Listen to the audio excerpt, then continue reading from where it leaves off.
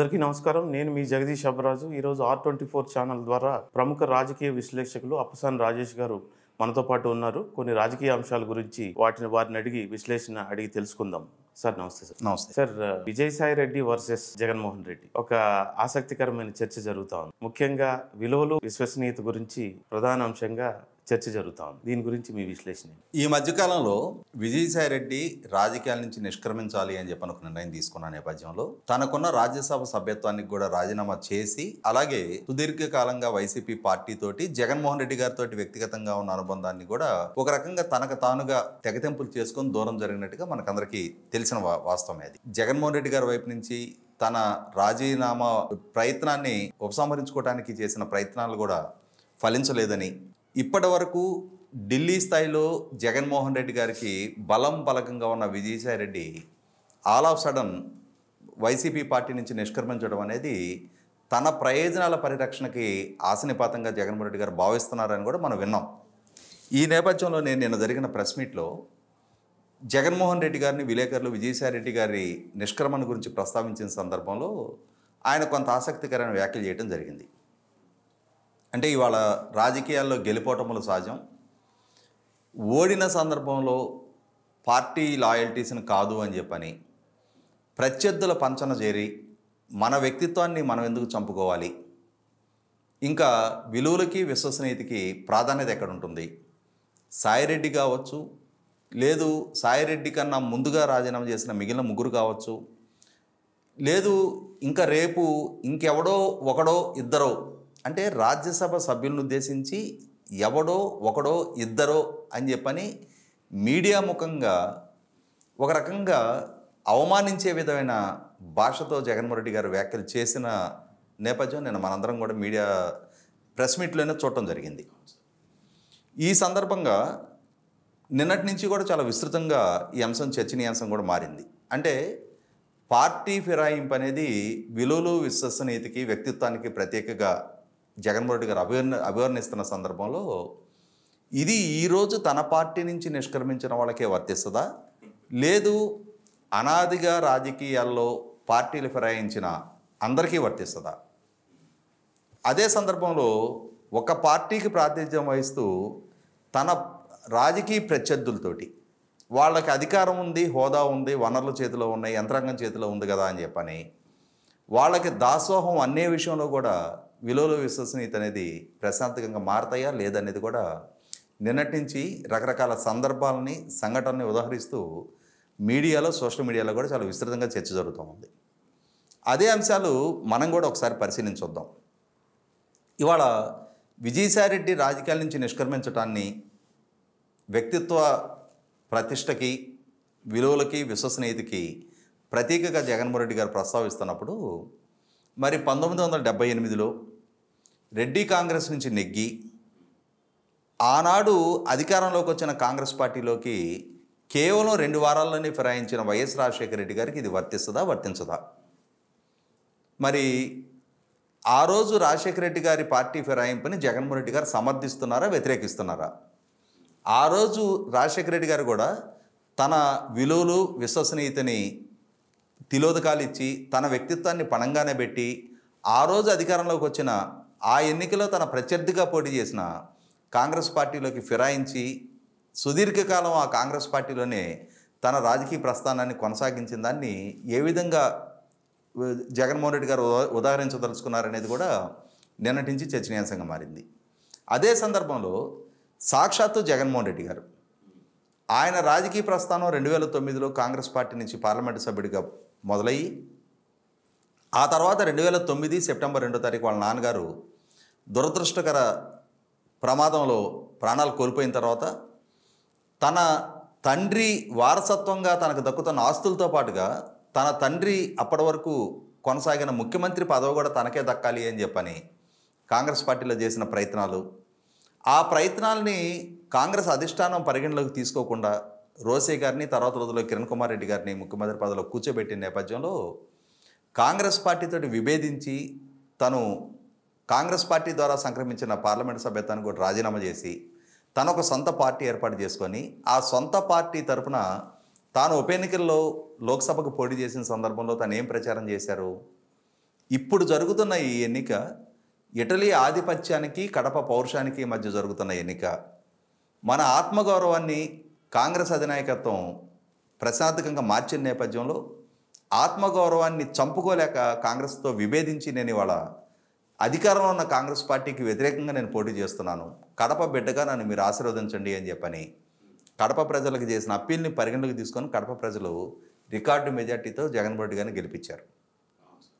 ఆ తర్వాత రోజుల్లో జగన్మోహన్ రెడ్డి గారి మీద అక్రమాస్తుల కేసులు నమోదవటం, ఆ విచారణలో ఆయన పాత్రను నిర్ధారిస్తూ సిబిఐని అరెస్ట్ చేయటం, ఆయన జైలు పాలవటం మనకందరికీ తెలుసు. మరి ఏ ఇటలీ ఆధిపత్యానికి వ్యతిరేకంగా అయితే ఆయన పోరాటం చేశారో ఆ ఇటలీ ఆధిపత్యం ద్వారానే నాడు రాష్ట్రపతి అభ్యర్థిగా ప్రకటించబడ్డ ప్రణబ్ ముఖర్జీ గారికి పార్లమెంటు సభ్యుడిగా జైలు నుంచి ప్రత్యేక అనుమతితో బయటకు వచ్చి మరి అదే ప్రణబ్ ముఖర్జీ గారికి జగన్మోహన్ రెడ్డి గారు మద్దతు తెలపడాన్ని ఏ విధంగా సమర్థించుకుంటారు? అంటే నాడు కాంగ్రెస్ పార్టీ అధికారంలో ఉంది కాబట్టి, తన మీద కేసులు నమోదై ఉన్నాయి కాబట్టి, అప్పటికి చాలా సందర్భాల్లో తన బెయిల్ పిటిషన్స్ కోర్టుల్లో రిజెక్ట్ అవుతూ ఉన్నాయి కాబట్టి, నాడు తను బెయిల్తో బయటికి రావాలి అని అంటే నాడు అధికారంలో ఉన్న కాంగ్రెస్ పార్టీ పట్ల లాయల్టీ ప్రదర్శించి తీరాలి అనే రియలైజేషన్ తోటే ఆ రోజు తాను ఎవరితోటైతే విభేదించి బయటకు వచ్చి సొంతంగా పార్టీ పెట్టుకున్నాడో వారి రాష్ట్రపతి అభ్యర్థికే నాడు జగన్మోహన్ రెడ్డి గారు ఓటేయడం జరిగింది. ఆ ఓటు వేసిన తర్వాత తన తల్లిని, తన చెల్లిని, తన సతీమణ్ణి అదే ఇటలీ ఆధిపత్యం దగ్గరికి రాయబారానికి పంపించి ఆ రాయబారం పంపించిన పర్యవసానమే ఆయనకి బెయిల్ దక్కి బయటకు రావడం కూడా జరిగింది. మరి దీన్ని ఏ విలువలు విశ్వసనీయతగా జగన్మోహన్ రెడ్డి గారు వివరణ ఇవ్వదలుచుకున్నారు? ఆ తర్వాత రోజుల్లో 2014 ఎన్నికల్లో తెలుగుదేశం, భారతీయ జనతా పార్టీ కలిపి ఆంధ్రప్రదేశ్లో కూటమిగా పోటీ చేసిన సందర్భంలో వారికి రాజకీయ ప్రత్యర్థిగా జగన్మోహన్ రెడ్డి గారు పోటీ చేయడం జరిగింది. ఆ ఎన్నికల్లో తెలుగుదేశం, భారతీయ జనతా పార్టీ కూటమి అధికారంలోకి రావడం జరిగింది. అంటే తన రాజకీయ ప్రత్యర్థులు ఎన్నికల్లో విజయం సాధించగానే కూటమి భాగస్వామ్య పక్షమైన తెలుగుదేశం పార్టీ పార్లమెంటు సభ్యుల కన్నా, తెలుగుదేశం పార్టీ అధినేత కన్నా వేగంగా వాళ్ళకి ప్రత్యర్థిగా పోటీ చేసిన జగన్మోహన్ రెడ్డి గారు తన పార్టీ నుంచి నెగ్గిన లోక్సభ సభ్యుల్ని తీసుకొని ఢిల్లీ వెళ్ళి తన రాజకీయ ప్రత్యర్థిగా ఎన్నికల్లో ఎవరైతే పోటీ చేశారో ఆ నరేంద్ర మోడీ గారిని, ఎందుకంటే ఆయన ప్రధానమంత్రిగా బాధ్యతలు చేపట్టబోతూ ఉన్నారు కాబట్టి అధికారంలో ఉన్న వాళ్ళకి దాసోహం అనటమే తనకు అలవాటైపోయిన ప్రక్రియలో భాగంగా నాడు నరేంద్ర మోడీ గారిని కలిసి అభినందించి రావడం జరిగింది. ఆ తర్వాత అదే నరేంద్ర మోడీ గారి ద్వారా ప్రతిపాదించబడ్డ రామ్నాథ్ కోవింద్ గారికి మద్దతు తెలిపారు. ఆ 5 సంవత్సరాల్లో భారతీయ జనతా పార్టీ ప్రభుత్వం ద్వారా పార్లమెంట్లో ప్రవేశపెట్టబడిన ప్రతి బిల్లుకి మద్దతు తెలుపుతూ వచ్చారు. మరి వాస్తవంగా తన రాజకీయ ప్రత్యర్థులు వారి మీదే ఎన్నికల్లో పోటీ చేసిన జగన్మోహన్ రెడ్డి కేంద్రంలో అధికారంలో ఉన్న భారతీయ జనతా పార్టీతోటి ఏ రోజు రాజకీయంగా ఎఫిలియేషన్ లేకున్నా కూడా మరి ఎందుకు పార్లమెంట్లో వారి బిల్లులకి ఈయన మద్దతు తెలుపుతూ వచ్చాడు? అధికార కూటమిలో ఈయన భాగస్వామి కాదే, సిద్ధాంతాలు వేరు. అయినా సరే అధికారంలో ఎవరుంటే వాళ్ళకి దాసోహం అనటం అనే నైజాన్ని మరొకసారి రీట్రేట్ చేస్తా. తన ముందున్న కేసులు, తన మీద నమోదైన కేసుల విచారణ జరుగుతున్న తీరు, ఈ నేపథ్యంలో కేంద్రంలో అధికారంలో ఉన్న వాళ్ళ ఆశీస్సులు ఉంటే చాలనే ఏకైక లక్ష్యంతో తన ఆత్మగౌరవాన్ని వాళ్ళ కాళ్ళ దగ్గర తాకట్టు పెట్టి ముఖ్యమంత్రిగా పదవి బాధ్యతలు చేపట్టిన జగన్మోహన్ రెడ్డి గారు ఆయన రిసీవ్ చేసుకోవడానికి తిరుపతి ఎయిర్పోర్ట్కి వెళ్ళి వంగి ఆయన కాళ్ళకి నమస్కారం చేసిన తీరు రాష్ట్రం దేశం చూసింది. అలాగే ఇందాక నేను ప్రస్తావించిన రామ్నాథ్ కోవింద్ గారు రాష్ట్రపతి అభ్యర్థిగా ఎన్డీఏ కూటమి భాగస్వామి పక్షమైన తెలుగుదేశం లెజిస్లేచర్ పార్టీని కలవడానికి హైదరాబాద్ చేరుకున్నప్పుడు బేగంపేట ఎయిర్పోర్ట్లో విజయసాయిరెడ్డి, జగన్మోహన్ రెడ్డి గారు రామ్నాథ్ కోవింద్ గారి కాళ్ళకి నమస్కారం చేసిన తీరు కూడా గుర్తు చేసుకోవాలి. మరి ఏ విలువలు విశ్వసనీయత నీ రాజకీయ ప్రత్యర్థి పార్టీ ప్రతిపాదించిన అభ్యర్థికి కాళ్ళకు ముక్కేలా చేసినాయి? నరేంద్ర మోడీ గారు ఈ దేశానికి ప్రధానమంత్రి కావచ్చు, కానీ ఆ ఎన్నికలో ఆయన పార్టీకి వ్యతిరేకంగా మీరు ఎన్నికల్లో పోటీ చేశారు. రాజకీయంగా మీకు ప్రత్యర్థి అటువంటి ప్రధానమంత్రి హోదాలో ఉన్నా సరే రాష్ట్ర ముఖ్యమంత్రి ప్రధానమంత్రికి కాళ్ళకు నమస్కారం చేయడం అనేది వ్యక్తిగత అనుబంధాలు వేరు, ఒక రాష్ట్ర ముఖ్యమంత్రిగా కాళ్ళకు నమస్కారం చేయడం వేరు. 100కి 100 జగన్మోహన్ రెడ్డి గారు ఏ విధంగా సమర్థించుకునే ప్రయత్నం చేస్తారు? 2019 నుంచి 2024 వరకు కూడా భారతీయ జనతా పార్టీ ప్రతి ప్రతిపాదనకి పార్లమెంటు ఉభయ సభల్లో కూడా మద్దతు తెలిపిన జగన్మోహన్ రెడ్డి గారు. భారతీయ జనతా పార్టీ ప్రతి పాలనా నిర్ణయాల్లో కూడా వారికి అండగా నిలిచిన జగన్మోహన్ రెడ్డి ఏ విధంగా విలువలు విశ్వసనీయత గురించి ప్రతిపక్షంలో ఉండే అధికార పార్టీకి మద్దతు తెలపడం అనే అంశాన్ని ప్రస్తావించే నైతికత ఆయనకుంది. ఆ తర్వాత 2024 ఎన్నికల్లో కూడా తెలుగుదేశం, భారతీయ జనతా పార్టీ, జనసేన కలిపి కూటమిగా పోటీ చేసిన నేపథ్యంలో ఇవాళ ఈ కూటమి మీద తను ఘోరంగా ఓడిపోయిన తర్వాత కూడా ఈ కూటమి అధికారం చేజిక్కించుకున్న తర్వాత రాజ్యసభలో తనకున్న సంఖ్యాబలంతో ఆ కూటమి ద్వారా ప్రతిపాదించబడ్డ రాజ్యసభ వైస్ చైర్మన్ అభ్యర్థికి తన మద్దతు తెలపడం జరిగింది. ఏ విధంగా సమర్థించుకుంటారు?